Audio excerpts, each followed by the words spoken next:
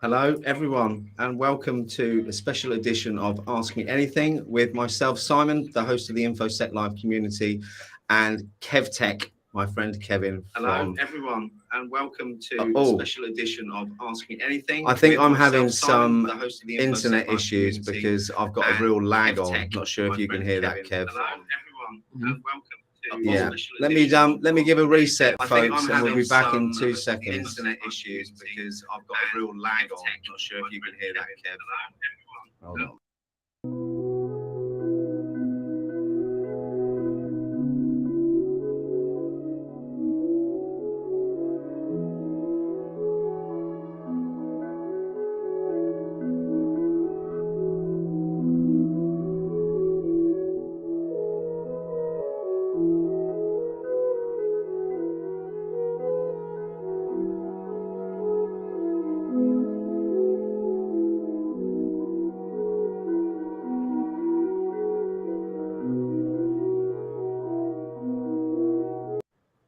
I love technology, haven't you? So I thought I had an echo. I could hear myself. I've checked my tabs. There wasn't one open, so no idea what happened there.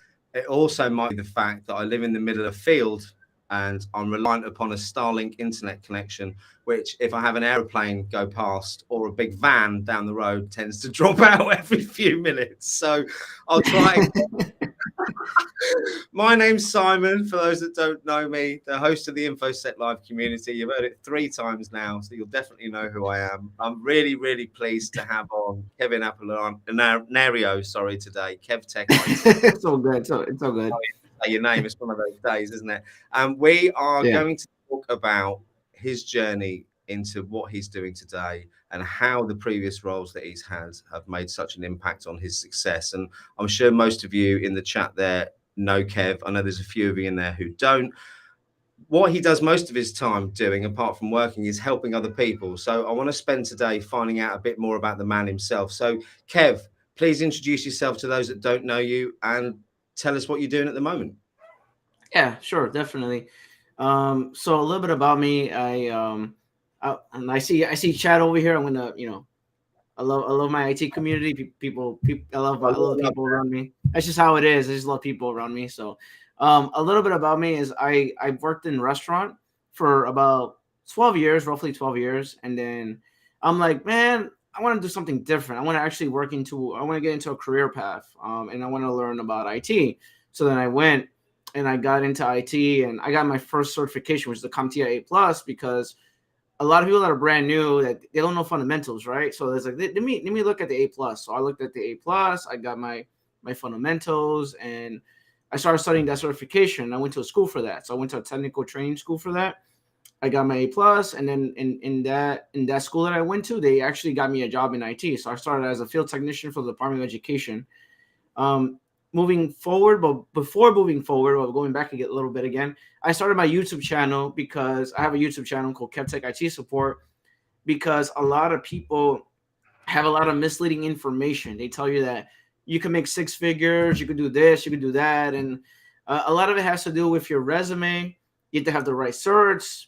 You have to know how to market yourself. You have to know how to connect with the right people. You have to. It's just like there's a lot of information in there. So that's why I started my YouTube channel as well. Is because too many people put misleading information out there, and then nobody knows where to go or where to start. So that's why I started my YouTube channel as well. And then moving forward, I work with executives, VPs, and I do like infrastructure support.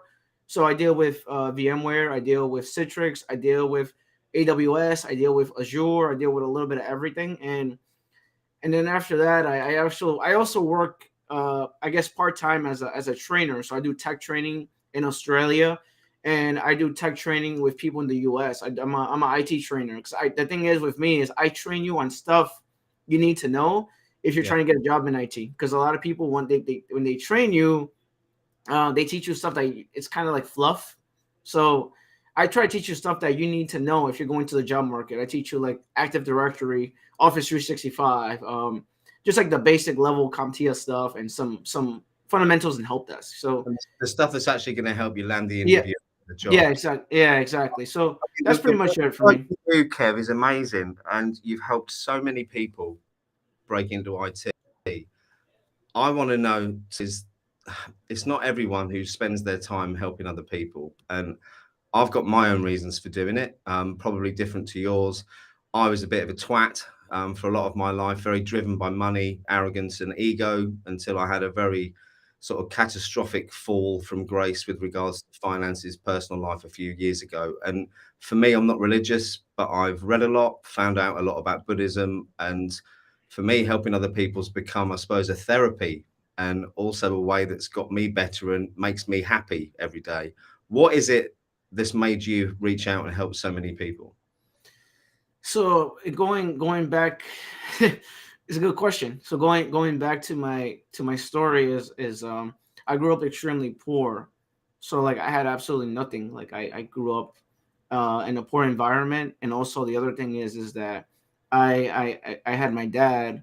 So if you guys don't know anything about me, people that are watching today, I actually my dad I took dialysis for 5 years, so I took care of my dad. And on top of that is I had all these other health issues that I had myself. And the thing is, it's just like it's a 360, right? Thing is that I wanted to help people. So a lot of it has to do with the challenges I had to overcome. Like people tell me, Kevin, you should write a book, but I'm not gonna write a book. Maybe someday. But a lot of it has to do with the challenges. Like I had a lot of challenges when I got into IT. I had a lot of challenges when I because when if you guys don't know about me, like I've been called, and not to say anything, not to sound negative, right? But I've been called stupid. I've been called dumb. I've been called I can't learn IT. I've been called a lot of different things like in the past. Like and I'm not trying to go to the sad area, but thing is that when you have negative energy, or you have something that throws you off, and it actually makes it into a positive. Like me, like I just brush it off. Like with me, like all the bad stuff, I brush it off. So I had people tell me these things like someone actually told me like, yo, you can't get into IT because you're dumb, or you don't know what you're doing. So it's just that's what it is with me, and that motivates me. That actually that actually triggers a fire in me to teach about IT and make YouTube videos and help people. That's just how I am. There's nothing better than being told no, is there? Yeah, exactly. Exactly. It's one of my favorite things. It's actually what drove me to set up a business about 20 years ago, was because someone told me I couldn't. And I think if that's a good motivator for you, it's an excellent one.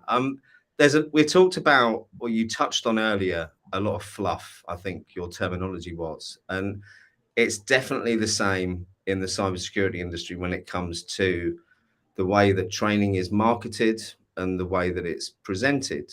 And that's what's driven me to create my community, is the amount of people I've seen, one, being ripped off, two, being misled and misguided, which can lead to, in some cases, mine included, nearly a year probably chasing or going down the wrong path. And then you've got, especially in cybersecurity, the glamorization of the roles. So the fact that everyone wants to be a pen tester, or they want to be red team, and it's exciting, and it is exciting, don't get me wrong. But these training providers who tell people they can go on a 12-week course and then they're going to be earning over $100,000 or pounds a year, it's simply bullshit. There is the odd case where that happens if you've got the fundamental knowledge and transferable skills. And I suppose that's the bit I want to lead on to, is that's not talked about enough in my honest opinion. We hear all about the need for certs, which you obviously need, I get that. But you worked in a restaurant for a number of years. I worked as a salesperson for a number of years, knocking on doors for a lot of them, annoying people, riding around on mopeds and annoying people. And the skills you pick up and learn there are 100% relatable to both IT and cybersecurity, aren't they? No, they are. They are. You need to have. So a lot of people they assume you need to have people skills. You gotta have people skills. It's just the thing is that when you're working with executives, you're working with VPs, you're working with directors, you're working with managers, you gotta know how to talk to them. So the thing is with them too is that you gotta know how to talk to them in a non-tech way, because if you don't do that, that's gonna mess you up. Because I've been in a room where I worked with an executive, right? And he told me, like, I need somebody else. I don't want this person in my room because they're too technical. I just want to know if it works.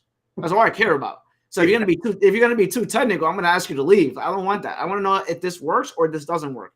Let me know if it works. Can I get another person that could explain this to me in a non-technical way? Because this person is getting too technical with me. So if you worked in a restaurant or you worked in a fast food environment, you just know how to talk. It's all about people skills. The other one is I'm not sure, it must be the case in help desk, is objection handling and knowing how to handle it related to the restaurant, the abusive customer or the person who's not happy with the food or quibbling money off the bill. You know, it's no different to the person who's a bit incompetent when it comes to tech on the other end of the phone, trying to work out why they clicked on a link and they've now got a virus. I noticed we've got a few questions in. Yeah, we got a lot of people. And I see it. So let's bring one up. I haven't picked it any other way than randomly. So, question: I've been doing customer service for 8 years. My last job, I was delivering for Amazon, and the job I had before, I was working as a medical claims rep, call center environment. I've done similar stuff myself. Does that continue? If it does, I did some troubleshooting assistance with reset passwords and account lockouts. Printer's not working and email's not loading. I don't have a cert, but I have a general grasp on troubleshooting. What steps should I take? Well, the first answer is subscribe to Kev's channel if you haven't, and I'll now pass over to him for the answer. If you have some sort of customer service experience in IT, I still count that as experience because you're dealing with people. So you're dealing with people. It doesn't matter if it's a restaurant, retail. A lot of people look at it like that's not tech related, but it is tech related because you're dealing with people. So you put that on the resume. You add that to the resume, and then when you go to the job market, you could talk about that because a lot of these jobs that they're hiring for, they may be asking for customer service experience, and then you could talk about it in the job interview, and you could present it. So it's all about marketing skills, right? You market yourself. You say, yeah, I worked with this irritating customer. You know, sometimes you have people that are not, you know, like they're kind of hard to deal with, right? So you got to have empathy, you got to have passion, and you got to care about the customer. If you do that, the customer's not going to get mad at you.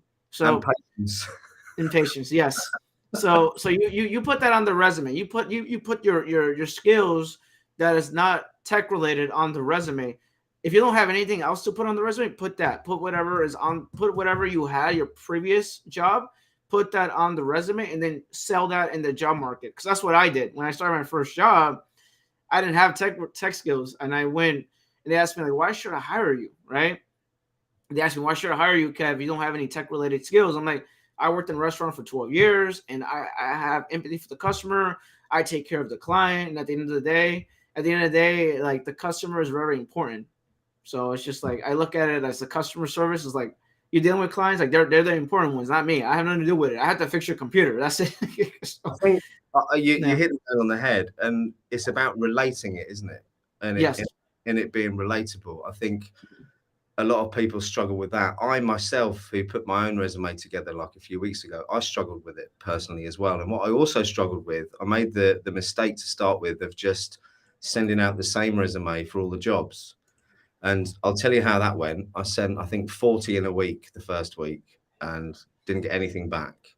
I then spent some time with a recruiter who helped me tailor the resume. And I then created an individual resume for 3 different applications. And out of those 3 applications, I got 3 interviews and 3 job offers. So I suppose any tips for anyone watching with regards to what a winning resume looks like, Kev?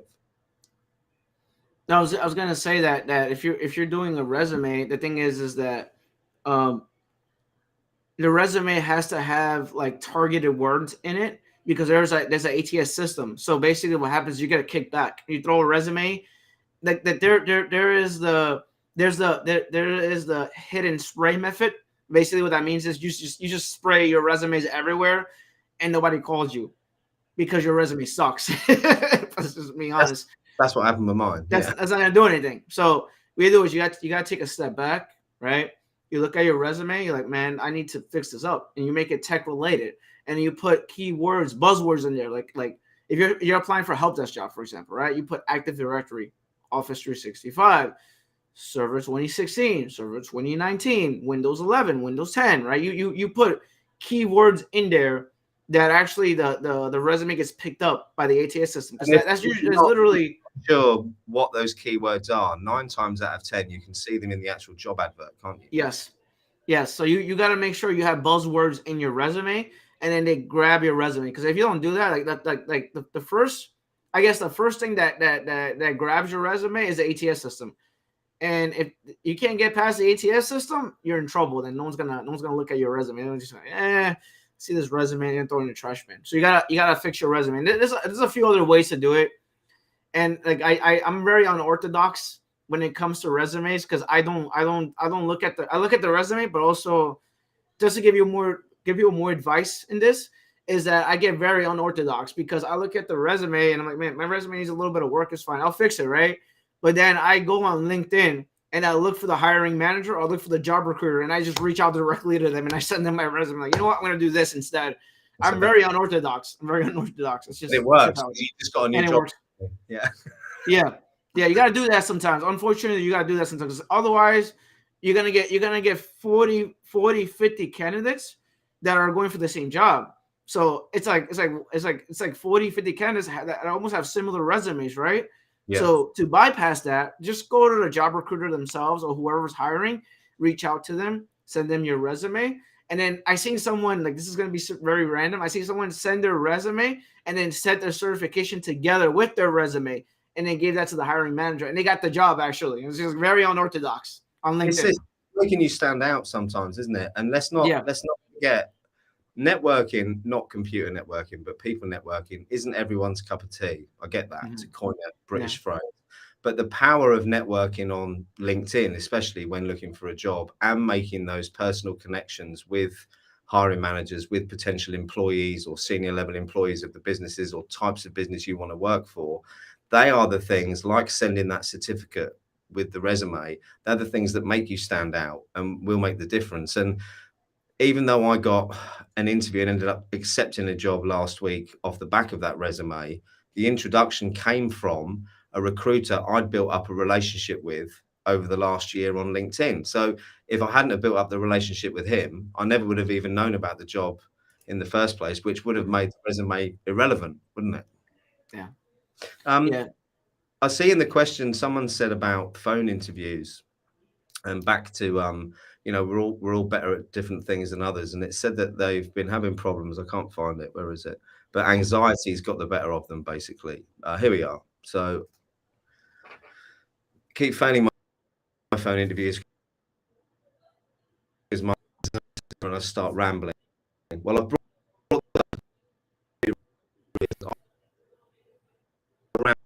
ramble constantly. Don't worry about it. It's just one of those things. That pressure situation. Count to 1 or 2 in my head slowly before I respond to a question. What that does for me, I've got ADHD, so my brain works a bit differently. So I use that counting technique as my own brakes to stop me saying things sometimes. But you're right, anxiety does make it more difficult. Kev, you got any opinions on that or thoughts? And somebody would have asked me that question today. I'm gonna tell you, join Discord. Yeah, and that's because, like, I'm not sure if you're familiar with Toastmasters. You ever heard of Toastmasters? You familiar with that, Toastmasters? So Toastmasters is a program that they actually grab you randomly and make you speak, right? Yeah. I do the same thing on Discord. I actually force you to speak. So you got to get out of the anxiety, right? So I actually force you to. I randomly grab you and I ask you to speak. So that's what it is with IT, is that you gotta get out of your comfort zone. So what happens is that we get too comfortable, but then also is like, I don't want to talk to this person. I don't want to talk to that person. I'm a little uncomfortable, right? So you gotta get out of your comfort zone, and you gotta talk to people, engage with people, and just get out of there. Like, talk to somebody on Discord, maybe talk to a relative or a family member, and that's what it is. Because a lot of people, they don't like talking to people. So when you work IT, like, some people don't like talking to people. So the thing is, you gotta go on like social media, and you gotta engage with people. So Toastmasters is one of them. Like I recommend Toastmasters, and people that don't know what that is basically you go in, you sign up for that, and they force you to talk to people, and they force you to engage with leadership, with executives, with directors, and stuff like that. That's one place that I recommend. And the other places like Discord or some sort of third party application where you can interact with people. That's how. At the end of the day, you got to get out of your comfort zone. That's just how it is. I completely agree. I know I keep freezing. My wife has just texted me to say your video keeps freezing. So hopefully you can hear what I'm saying. Oh, I hear you. I hear you. I hear you. Do. The thing is, I've had it said to me on a few occasions that it's all right for you. You're natural at talking to people. And the only reason I'm natural at talking to people is because I've done it since I was like 15 years old, and it's practice. And even for those who don't find it natural and do find it uncomfortable, you can, as Kev said, practice enough to get you through those interview situations. And I suppose that brings us on to the nonsense of how interviews work, especially with some of them that rely so much on the face-to-face interviews, when in some of the technical roles, especially in cybersecurity, it's very rare that these people converse with people outside of the organization or have to do that. And I think maybe that needs to change a little bit, where the interview techniques could change for the different roles, perhaps. Mm-hmm. No, I agree with you. Like when it comes to the hiring manager and the job requirements, I get frustrated. I get very frustrated because it says you must have this, you must have that, you must have this. I'm like, this is an entry level role. Why are you asking for so many job requirements? It's just like doesn't make any sense, right? So that's why when I go and I tell people, because I train students, obviously I train a lot of people, and I always tell them, like, at the end of the day, just make a home lab and apply anyway. You never know unless you try. So if you see like a job requirement, just apply anyway. You don't know what's gonna happen. Apply anyway. So that's just how I tell people. When I see a whole cyber human initiative is here, like I hope you guys are good. Yeah, I love those guys. Paul and the team are doing some amazing work over there. I haven't caught up with them the last few weeks. I'm looking forward to catching up with you soon, Paul. I dropped a message in there in the chat on LinkedIn yesterday. Mm-hmm. Yeah, he's a good guy. Let's get to some of these questions out. So we've got one here. Is it possible to do full-time help desk job while in college? Yes. Depends how much coffee you drink. Yeah, depends on which coffee you drink. But yeah, like you could, like, the thing is with college, what happens is you go to college and then they're like, okay, I don't have work experience. You get out of college and you can't get a job. So I always recommend that if you're going to school, get some sort of part-time job in IT. So then when you go to the job market, you're more valuable. So I always recommend you do some sort of part-time job or some sort of tech-related job while going to school. Because, like I said, you go to the job market, like you have no job experience. Like, why should we hire you, right? So yeah. I recommend doing that. If you have the energy too, there's a lot of energy. There's a lot of energy too. Like you gotta. It depends if you want it enough, you can do anything. Again, not without burning yourself out completely. Mabba the Great's made a great comment. It's all about time management. It is all about time management. It's about choices as well. It's about choosing to put in the extra work when your mates are playing on Xbox or your other mates are down the pub. It's making those hard decisions sometimes is what I've found. Another question. What are some routes I can pivot away from help desk? That's a good question. That's a very good question. So it depends what you want to do. So do you want to get into cloud? You got to learn Azure or AWS. Do you want to do networking? Then you may want to apply for NOC jobs, NOC, Network Operations Center, right? You want to be a network admin? You can apply for that and get your CCNA. Like it depends. It depends. Like it really depends what you want to do. I'm not going to tell you to do something unless you like it. I want somebody to go into a job and they don't like it. So tell me what you want to do, and I give you advice based on that. So. It depends.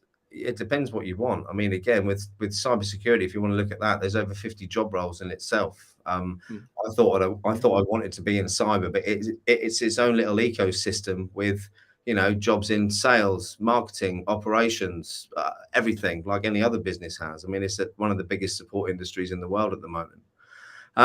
I love the comment by Swish, which is, I don't mind the talk, just want to learn the tech. Kevin and I were talking about that earlier, actually, before we came on. I started off sales at 16, been dealing with in customer service in some guise, I suppose, for about 30 years. And you can learn the tech. I think sometimes the bit that's missing, especially in the cybersecurity industry, is the empathy, the ability to communicate, and those softer skills. So again, if you're not Swish already on KevTech's channel, that's the place to learn the tech, I would suggest. Yeah, and I always go back to customer service, especially when you're working like manager or leadership roles. You got to know how to interact with the VP executives. Those guys are they're not tech savvy, so you got to know how to break the ice and have a conversation with someone that is non-tech. Like they like I just want like like I worked with a lot of executives and VPs. So if you guys don't know, I worked directly with the CEO. I even had wine with him. Like we had drinks and everything. But thing is that you got to know how to interact with the CEO and just break it down in a non-tech way and just tell me, it's just working. It's just working. That's it. Don't make it too complicated. Question, Kev. The knock. Do you suggest Net Plus over CCNA? So I would read the Network Plus. I wouldn't get the certification. I would get CCNA. So I would read Network Plus to get fundamentals of networking. Then I would go into CCNA and get CCNA because CCNA is on demand. Like I would literally get that over the Network Plus. Not to talk bad about CompTIA. It's just that you need to get like CCNA is on demand, right? So you need to get that certification. Like Network Plus, like people don't really like. They kind of look at it, but not as much as CCNA. CCNA is very on demand. So I would read the Network Plus, get the fundamentals from networking, and then jump over to CCNA and get the CCNA. So It's a good point. There's so many questions coming in. I'm not very good at multitasking, so you can see it's all good. do this at the same time. I want to be in identity and access management. Do you think help desk skills are needed? I already am getting hands-on with API calls and metadata. It's a difficult. Help desk is definitely one route into cybersecurity. It's definitely not the only one because, like I said before, there's over 50 different roles, some of which aren't technical. If you've already got that basic fundamental understanding of how everything works, which I didn't, which is why I failed technically, I'd argue maybe you don't need to go in help desk first. What do you think, Kev? No, like it like for like I do help desk videos, right? I do tech videos, I do help desk IT support videos, but that's not the only route like to get into IT. There's so many different routes. Like I seen someone get a job as a network admin or NOC. I seen someone get a job in cybersecurity being a SOC analyst. Like, but the thing is with access management, they actually like if you know Active Directory and you do like I don't know how to say it, like Stigs. I don't know if you know Stigs. I'm not sure if you're familiar with Stigs. But basically, if you do Active Directory and you know how to do Active Directory hardening, like how to harden Active Directory, some of that is done by help desk. So if you get that experience, actually, you could transfer that over to security. So definitely, yeah, 100%. I see Faith is saying about to elegance again. Some cybersec roles are remote. There are loads of different roles are remote now. I mean, it's so dependent upon the company, the location where you are in the world. Because don't forget, the word remote doesn't mean normally you can live in the UK but work remotely for the US. There's legal issues around that a lot of time for different companies. I think there's a big misconception about some tech roles in general, and I've seen people in other countries desperately trying to break in who are really skilled, but because they're not in the right country, they can't even get those remote positions. And that is something I think that desperately needs addressing, especially in the world that we live in now, because it's really short-sighted to just look at the talent pool on your doorstep, in my opinion. No, it's rough in the UK because I know that's like the UK, like London, for example, they don't really look at certifications. They look at job experience and apprenticeships. So if you have job experience, they're gonna hire you. But if you have certs, it's kind of like they don't really look at certs. Like the UK, like that's the thing with me is that whenever somebody messages me, I ask them where you're based from, where are you, where do you live at, because it's different everywhere you live. Like the US, they look at like if you're doing help desk, they look at CompTIA A+ stuff, right? Like A+, Network Plus, look at like the basic certifications. But if you go to the UK, it's not the same. It's totally different. Like you gotta have work experience, and they don't You look at it. We don't know what we're doing, and they don't pay enough either. I've actually Yeah. done a bit of research recently. We're really underpaid here compared to you guys over there. I'm feeling a little bit irritated by that right now. I didn't realize there was such a disparity. There is, but there's quite, especially in the cybersecurity world, some of the entry-level jobs in the States, the salary is nearly double what they are in the UK. Yeah. And you're not telling me the cost of living is double over there. I honestly don't think it is. Our New York price is obviously expensive, Kev. I get that, as are London prices, but it's not the same everywhere, is it? No, it's not. This is different everywhere. Here we are talking about money. Who have you met with the highest IT salary, and how much did they enjoy it? Well, let's talk about money for a moment, shall we? Because I don't think money does bring happiness. I can tell you that from my personal experience. Money's just an amplifier. If you're a twat and hopefully you'll be a much nicer, genuine person and do some good. What's the biggest salary you've seen though, Kev? Me? Yeah, not you. What was the biggest salary? I mean, it's a broad one. I mean, I've seen CISOs on 500K. Depending what company they work for, which is a fairly, isn't it?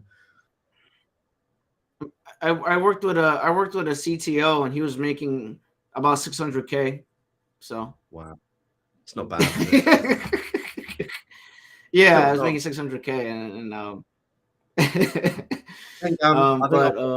way to go to get there. Yeah. Though. Definitely. Anyone else got any other questions? If you want to drop them in, let's go back to, I suppose, your childhood a little bit. How old were you when you started working in the restaurant, Kev? It's a good question. Actually, I started in restaurant for a very long time. I started when I was 14 years old, but I just been working since I was 9 years old. Like I had that work ethic. Like my work ethic is crazy because the thing is with me is that I grew up really poor and I didn't have money to pay the bills, so I had to work my ass off. So that's why. Yeah. Kerry, I see you say your question wasn't good enough. There was a question earlier that I've pinned that you put up there, which I think is quite a relevant one. How can I get into the field? No, it wasn't that one. Is it this one? No. You asked a question, Kerry, where, here we are. This one.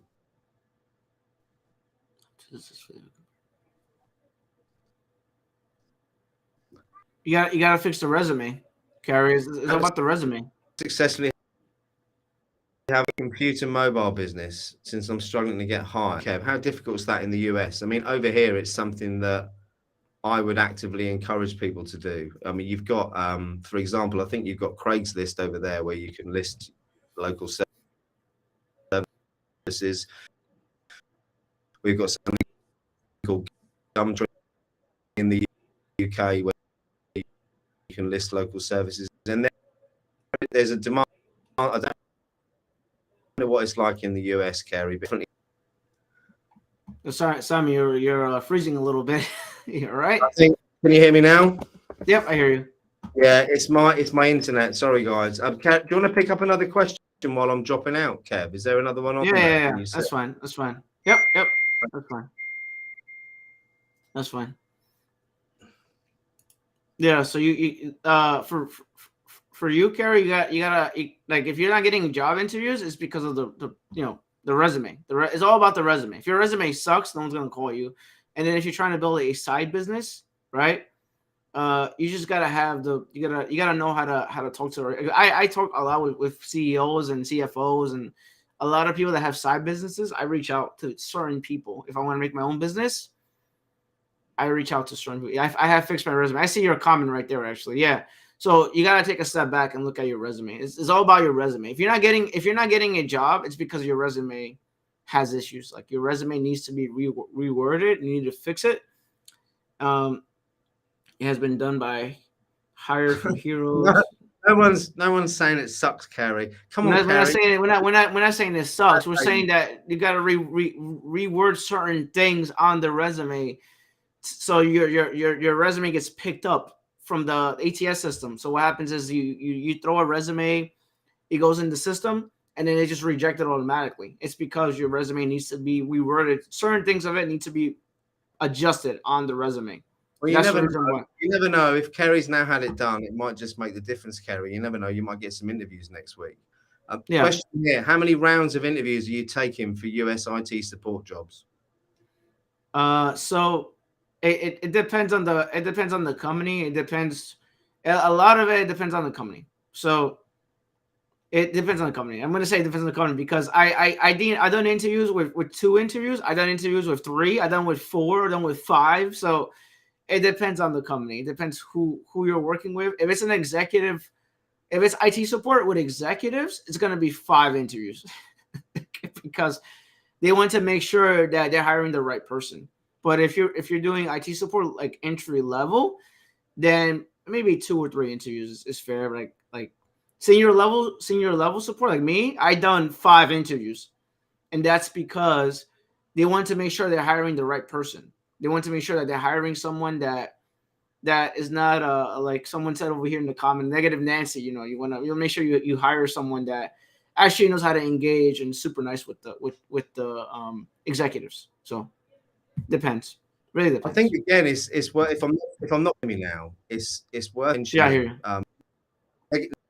negative Nancy. Whilst quite a funny term, it bears a lot of relevance, especially on negative comments on there. Recruiters will look on there to see what people are saying, and I know we all have bad days. I have bad days, believe you me. I've got lots of feral children running around that drive me insane sometimes, but posting your frustrations on social media is definitely not going to improve your chances of getting a job, my opinion.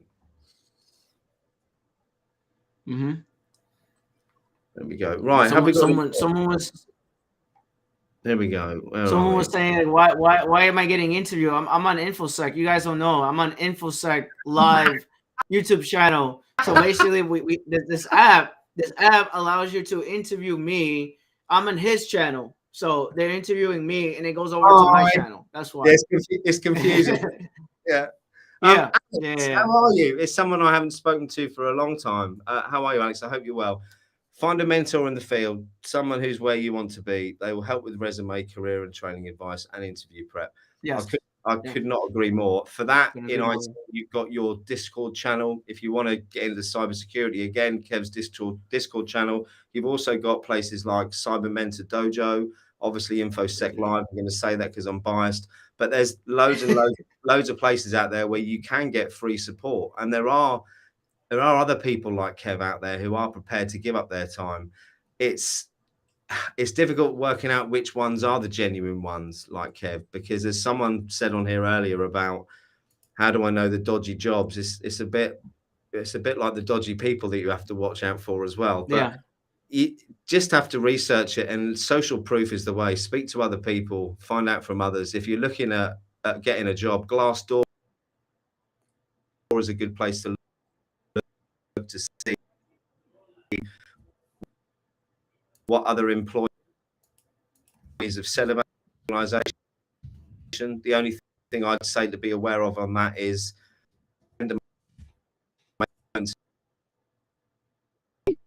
you're freezing a little bit again. on there from I'll be for a bit, Kev. Do you want to grab some of those questions while my internet freaks out? Yeah. No, that's fine. Alex, yeah. So yeah, a mentor is very important. You gotta have a mentor. Like a lot of people, they don't know where to go, right? They don't know where to pivot. So a mentor is always good. If you have a mentor, it's gonna help you. So I tell people, go get a mentor. And funny enough, actually, what's funny enough? Funny enough, I didn't have a job at the time. And I don't know if Simon knows this, but I actually reached out to InfoSec, and somebody actually sat down with me in InfoSec and actually went over cybersecurity stuff. And they actually went over cybersecurity jobs. Was it Larry? I think, yes.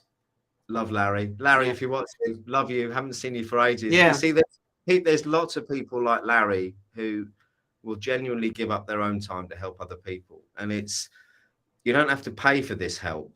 People who want to help will give you a certain amount of their time for free. Don't get me wrong. No one does everything for free because we all need to earn a living. But there are genuine people. So do reach out and make those connections. Definitely.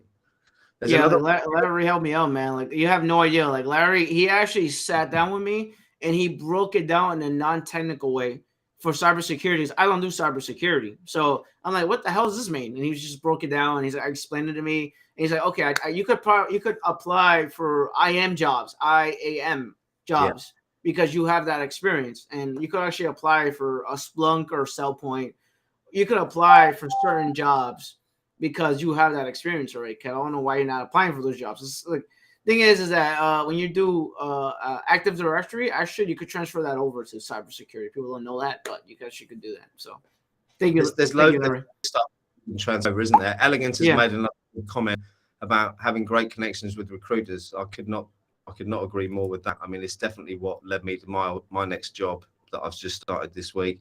Whole Cyberhuman initiative, eating some humble pie before reaching out to a new organization goes a long way as well. Someone's jaded you in the past, don't treat someone trying to help as that person. Yeah, that's a good point, actually. That is a good point. Unless it's the owner of the business, then maybe steer clear would be my advice. What is the roadmap? Here we go. What is the roadmap to getting into cybersecurity if you are a programmer? Again, Mike, there are loads and loads of different options. Places like the Whole Cyberhuman initiative would be able to answer that question for you without a doubt. So make sure you check out their website. And again, as Kev said, if you jump in our community, which is absolutely free, I suppose I should really bring a graphic up for that, shouldn't I? You can register. Yeah, you should. There are a few. No, it's the wrong one. There are a few questions now when you join. We've put a series of 5 questions in place to try and help people. So some people are joining are looking to help people. Others are sort of brand new into the industry, just coming in. We've got those who are pivoting careers, looking for help with the soft skills, CV, resume help. So there's kind of lots of different people in there who can help. But Whole Cyberhuman initiative, again, give them a look. But roadmap wise, there's different ones depending on what your skills are, I think would be my response to that. Depends what you've done in the past. I actually have a website actually that was created by me and a couple of cybersecurity folks. What's it called? Put it in the chat. I'm gonna look for it right now because it's not here. It's there's a website though. Let me look for it real quick. Give me a second, guys. I'm probably on in as well while we're doing that. You're probably in there too. I don't know, but let me look for it. I actually have a whole roadmap of. Let me see if I can find it. Here we go. The Cyber Hunting Guide. I don't know if you ever heard of that. I haven't. I feel like I'm missing out now. Really? Yeah, a little bit. Yeah. All right, so I'm gonna give that to Mike. So Mike, that you could go over that, and that actually it's a roadmap on how to get started in cybersecurity. So from how to transfer over from help desk to cybersecurity, or how to just transfer over to cybersecurity. And my name's in there, and there's a few other people from different different people that I worked with in LinkedIn. So Paul just mentioned from the Whole Cyberhuman initiative, the color wheel. We've got a color wheel on the InfoSec Live site as well that kind of goes through all the different jobs. The other one is I'm not on any commission from this, but I do think what the guy's doing is really, really good. He has our Cyber Career Day next week, so I have been financially incentivized to promote him through that. However, there's a free version of My Cyber Path where you can go through a series of questions, and it does a personality test on you, and will give you for free a recommendation on what roles to go into in cybersecurity. There is a paid version. I think it's an annual fee. I can't remember how much it is. You'll have to have a look. It might be $40, might be $30. That's not bad. It's not bad. But if you're going to do anything at all, use the free version just to give you a bit of an idea. And again, as Paul said, it is linked to the NICE and CISA frameworks as well. So it does help. I was gonna say that the whole Cyberhuman initiative, they have their own roadmap too. They do free training as well. I'm partnered with whole Cyberhuman initiative. You guys don't know I'm partnered with them. I didn't know. No, sorry. Yeah, I'm partnered with the whole Cyberhuman initiative. I'm actually a partner. If you go to their website, I'm there. So I'm on there too. I obviously haven't looked on there recently enough to see you. We're probably next to each other, Kev. Yeah. I'm a partner of them, and people don't know that. Like, I'm a partner with some cybersecurity platforms, and definitely recommend. Like, it's free. What was it that got you interested in cybersecurity, Kev? I like to be a little well-rounded. I like to know a little bit of everything. That's just how I am. I like to be well-rounded because I guess my next role would probably be a IT director role. But the thing is that you cannot be a manager if you don't know how an infrastructure works. So I want to know how things work on the back end. Then I could go into management. That's why I looked at cybersecurity, because I like to know how things are audited and how things are set up. So like as far as cybersecurity, because it's a whole thing in cybersecurity. Like you block certain things, you can't allow certain things, you block certain ports, you can't allow certain people to download certain things. You gotta get approval for this, approval for that, change requests, SLA, all that good stuff. So that's the reason why I got into cybersecurity a little bit. And I'm studying my security plus. So there's more and more overlap with the IT world every day as well. Yeah. I think. And yeah. you can't work in IT without having some kind of knowledge of cybersecurity. You'd have to use something, whether it's IAM or something to get into work in the first place, wouldn't you? I want to, while I remember, because I am nearly 50 and my memory's a bit shot. You're good, man. You don't look like you're 50. You're good. someone mentioned earlier about struggling a little with soft skills. On the InfoSec site, there is a section called Premium, which is also free. And within there, I've put together a couple of courses, one on goal setting to help people kind of get direction on what they're doing in life and careers. And the other one is on soft skills. And it teaches you about active listening, empathy, how to pretend to be empathetic if you're not. And it just gives you some points to help through those interview situations. So do check that out if you think it would help. What have we got here? Would you box Professor Messer? Not personally, no. Would you, Kevin? No. Actually, Professor Messer, funny enough, I'm on his Discord and I'm friends with him. I never interviewed him, but I'm friends with him. He's a nice guy. I like him. I think you probably should, Kev. You can get that on the list, can't you? Yeah, he's like, I think Professor Messer is like the GOAT of CompTIA. GOAT is the greatest of all time. CompTIA, A+, Network Plus, Security. I love Professor Messer. You've got a lot of love in here too. Let's not forget. Yeah. A lot of love from Heather there. I've been working with your home lab videos this morning. Thank you for doing those for us on New to IT. You really are changing some lives out there, Kev. It must make you wake up in the morning with a smile on your face. Although this morning, because I hear you were out last night. Yes, I was out last night. I was out last night. Actually, somebody messaged me. Somebody messaged me yesterday. Actually, on my Gmail account, they went from land like a land scraper to IT. Messaged me. He's like, he watched my videos and he got a job. So I'm happy. It's more than possible. I mean, I was in before I lost everything 3 years ago. I won't go into that long, drawn out story now, but it's a bit of an emotional roller coaster. I was in financial services for 20 years, and before that, various sales roles. And I pivoted into cyber. I haven't got a technical role, but I have brought with me an awful lot of experience in dealing with people, negotiation, and building relationships, which again, if you want to get into cybersecurity or IT, you can use those as much as you can, the technical side, to open those doors, can't you? Mm-hmm. And did you paint the town red yesterday? I see the comment there from Hafer. No, I didn't paint the town red last night. But I had fun. Thing with me is that a lot of people don't know this is I'm just a normal human being, just like everyone else. Even directors, even executives, they're all regular human beings. Like, if you live in New York and you're with me, I hang out with you guys. Like, that's just how I am. I like to hang out with people. So yeah, I'm just a regular guy. So Andrew, don't pay someone to do your resume. Please don't do that, Andrew. If you need help, reach out to Kev or reach out to me within the InfoSec Live community. I'll help you with it for free. And if I can't help you with it, I'll link you up with some of the recruiters we've got within the community. I was going to say that if you reach out to Tegan, she does it for free. Reach out to Tegan. Oh, really? LinkedIn, yes. What's her surname? I'll search her up. I'll tell you right now. Tegan, I think it's Baratus. Let me look for it. Give me a second. I'll put it in chat for everyone. Brilliant, thank you. Right, any more questions? How long have we got? We've got 10 minutes left. We had a barbecue here for lunch today, if anyone's interested. The sun's out in the sunny United Kingdom, and we're having traditional fish and chips for our dinner tonight. Can't get much than that. I had fish and chips when I was in London. Did you? In London before. Yes, it was good. When were you in London, Kev? That was 2019. Yeah. 2019. Yeah, I was in UK, London, and I was in Ireland. What did you come up? Was that holiday or business? No, it's vacation. Lovely.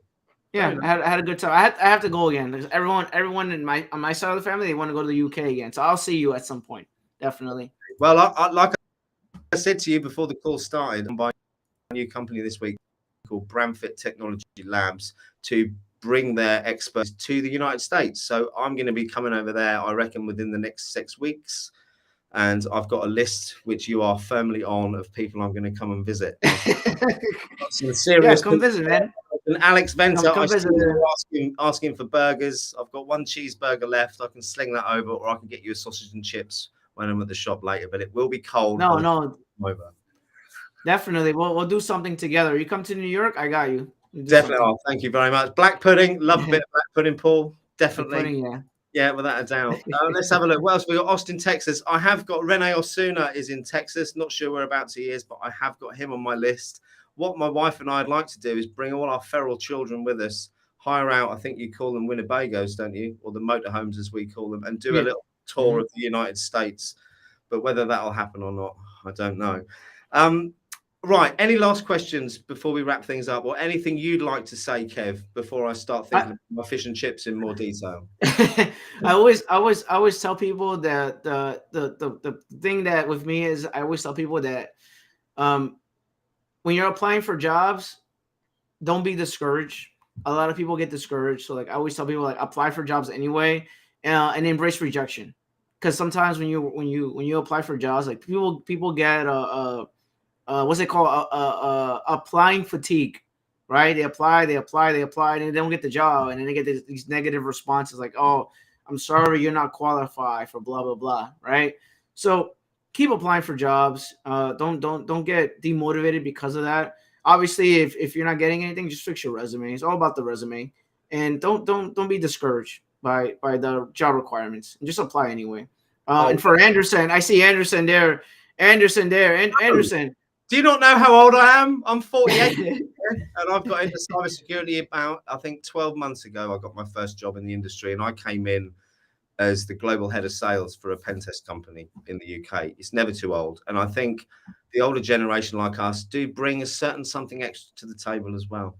Although I've got maybe missing teeth might be one of them. But I actually trained a 54-year-old person in IT, and he got a job in IT. So it's possible. It's possible for anyone. My 16-year-old is doing technology levels in the UK at the moment, and he's managed to land an apprenticeship. Yeah, you could definitely get a job. It's just having the right mindset. It's the mindset. A lot of it has to do with your mindset. Is how you think.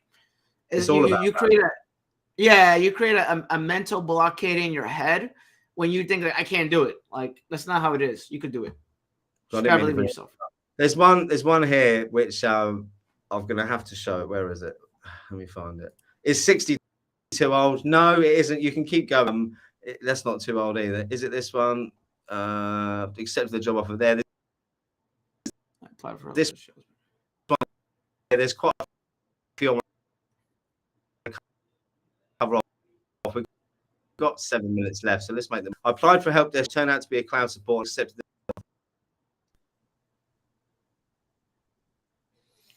Yeah, like with me is, if you're doing a cloud job, like me, I would build a home lab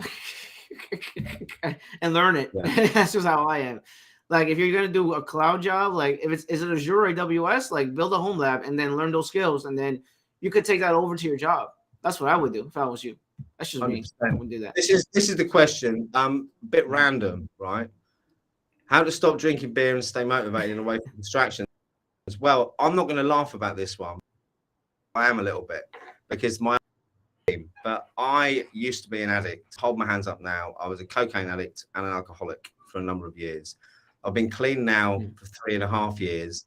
And the honest way I did that, my nan said something to me years ago, which has resonated, which is, if you lay down with dogs, you get fleas.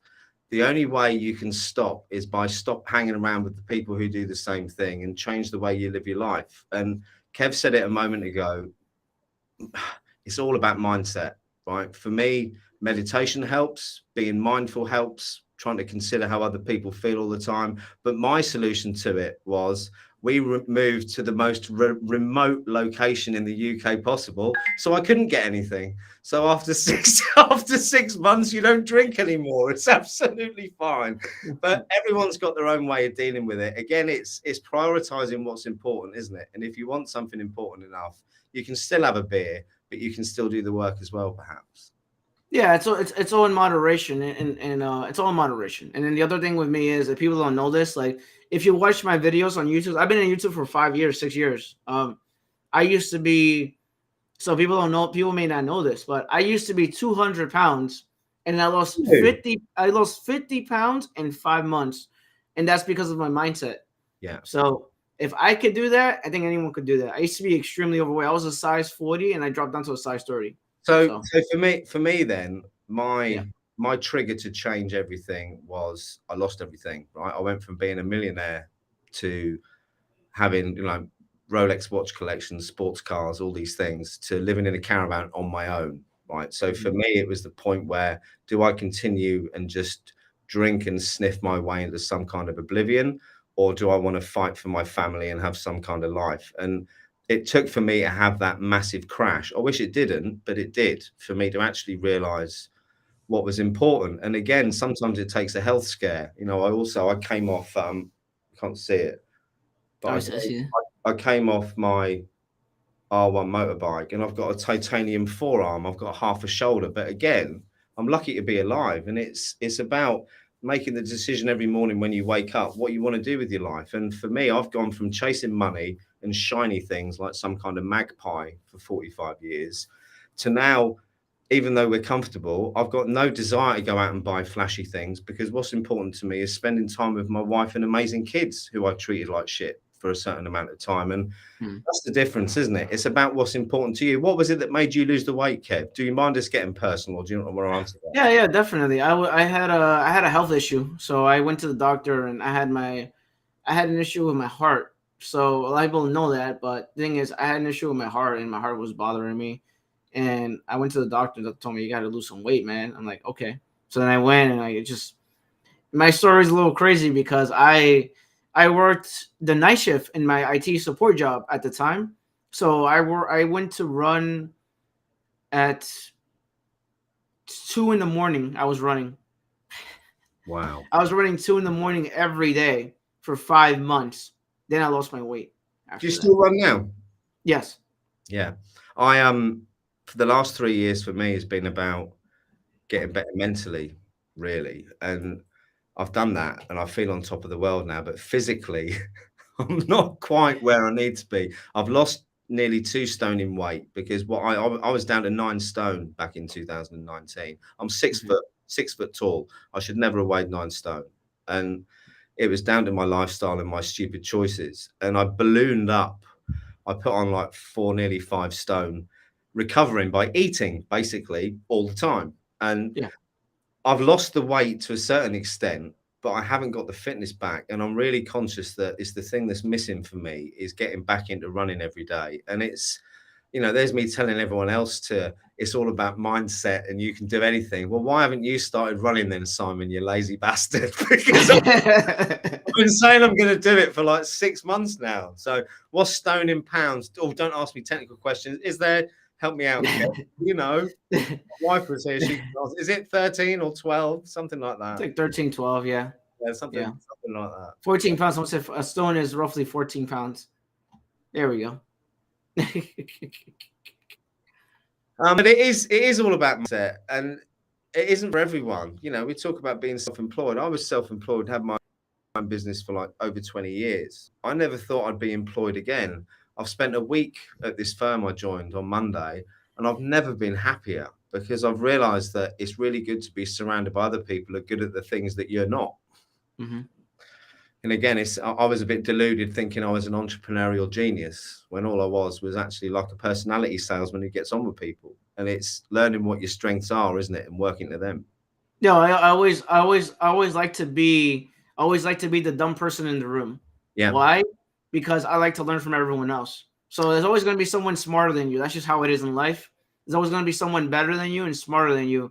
And I don't look at it as a bad thing. I look at it as a good thing, because I tend to gravitate towards the person and learn from them. It's just how I am. I've always been like that. So As soon as you're the smartest person in the room, you're in the wrong room. you're not learning anything. You've got to get That's out. the And if issue. you're not, it's because you're driven by ego, and that's the only reason you're staying in there. But that's my opinion. Look, we've been chatting for ages. Look, thank you so much, Kev, and thanks to everyone who's tuned in. We've had a massive turnout, which I kind of expected. If you have enjoyed the content, well, my side of the content, I suppose, please do like and subscribe to our YouTube channel as well. Definitely subscribe to Kev's if you haven't. I believe, Kev, you are back in an hour, aren't you, on someone else's stream? Yeah. I'm interviewing Elon Neal from Security Plus. So if you guys don't know, if you guys are watching live right now, so he does Security Plus giveaways every month for free. So if you want to get the Security Plus voucher, he gives it out for free. I actually won the last one, so I'm gonna interview him, but then we're gonna go over some Security Plus training. So should be interesting. Awesome, and that's on your channel. Whose channel link do you want? You must in Mike. Do you need mine or do you need Kev's? Let's drop Kev's in there quickly. I'll do that. Hold on. I'm live. We're live on both channels, so I think should be fine. Everyone, I will play us out with it's a little montage actually of what some of the members have said in the community. I think I've got it in the videos stored in the studio somewhere. I'll play you out with this. A massive thank you, Kev, for giving up the time. My link, let me just drop my LinkedIn in there before we go. Hold on. Yeah, drop your link in there. Have you done it already? No, here we go. I think Hafa dropped it, but drop your link. You're so fast. Is it because I'm like 47 and take as long to do everything? It's like you're reading my mind. Every time I think I'm going to do something, you're dropping it in. So I'll let you get off, Kev, before you're. I'll play you out with this and see you all really soon. And it's been so great to be part of this awesome community where you can learn, get potential jobs, and this is the part that the community has helped me the most, being able to get a great contract in security, and thanks for this. You don't have to be super experienced in order to contribute. They really foster a sense of community, and they encourage everybody to contribute anything that they can, regardless of whether you're just starting out in your career or if you've been in the career for decades. I like the different challenges that they have, the different pathways that you can follow, the fact that you can join communities that are specific to you and your needs. It's a new and growing and thriving group, and I'm really proud that I was able to be a part of it from almost the very beginning. It's given me a community I could lean on, and the people in there are always willing to help. I've also gotten to break into cybersecurity because of InfoSec Live, and I'm very grateful for that. Cybersecurity professional or trying to become one, you need to get onto InfoSec Live. Whether you are brand new to the field, whether you are pivoting from another IT career or you are pivoting from a non-IT career, this is the place for you to do. Also, even if you are an experienced professional, there will be something here that you can learn. InfoSec Live has been great for me because it's brought me closer to other like-minded people, and I've been able to pick the brains of some real industry experts that are also part of the community. To the right place, because listen, let me tell you that InfoSec.live is everything that it claims to be. A vibrant community. They've got all that you need on InfoSec.live. Listen, they tell you InfoSec.live is addictive. Get on board. Come and get addicted. Get on InfoSec.